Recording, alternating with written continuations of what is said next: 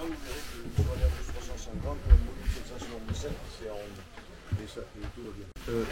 En 59, 60, Air France, qui avait la première compagnie à avoir des caravelles avec SAS, compagnie scandinave,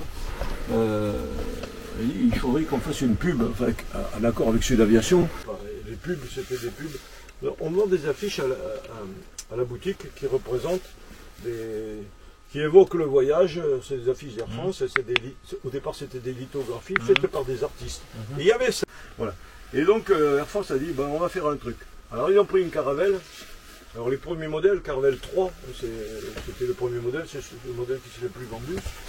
Et ils sont montés à 13 000 mètres d'altitude au-dessus de Paris, à 13 000 mètres d'altitude. Ils ont pris la direction de Dijon, mais ils ont mis les réacteurs au ralenti. Ils n'ont pas coupé les moteurs, il ne faut pas être bête non plus, parce qu'on peut les remettre en route, hein, mais au cas où, hein, c'était pas faire n'importe quoi. Donc au ralenti. Au ralenti, l'avion, moteur au ralenti, c'est comme votre voiture au feu rouge, hein, il ne se passe rien. Sauf qu'un avion, il tombe.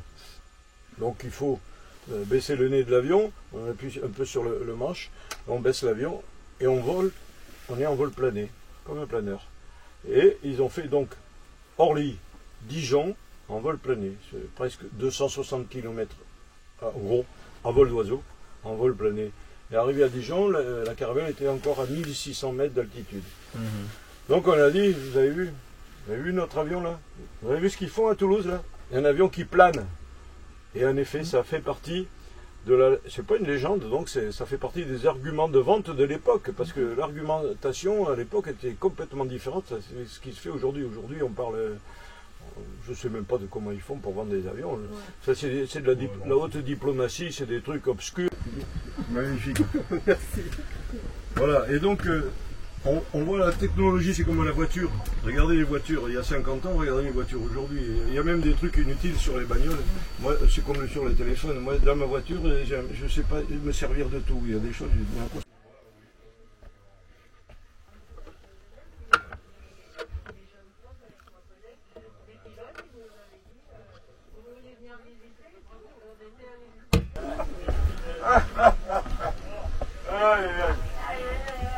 Je vous en prie, profitez bien de tout ça, faites des photos. Et faites-nous de la pub. Merci. On a des amis qui viennent, on les emmène. Vous allez à l'ancienne. Voir les vieux qui racontent des trucs pas possibles. On va carrément ramener aux passagers les deux gens qui vont donner là. Oui. C'est un géant avion.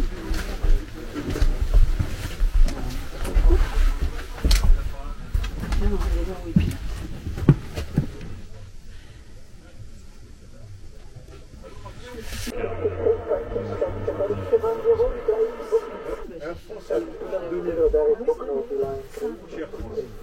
Non, mais c'était les Airbus. Ça, c'était un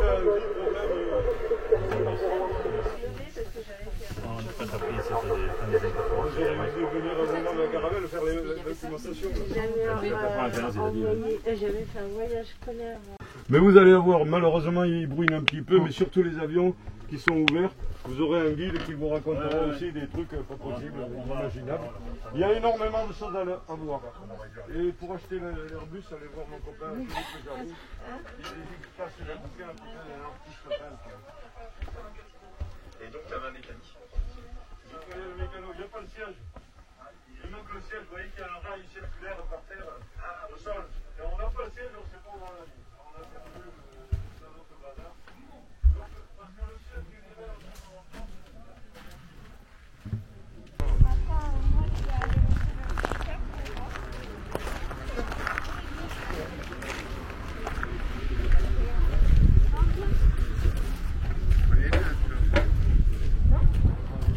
c'est le premier qu'on a fait, le grand.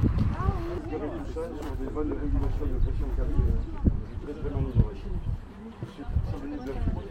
Aujourd'hui, on a avec tout ça.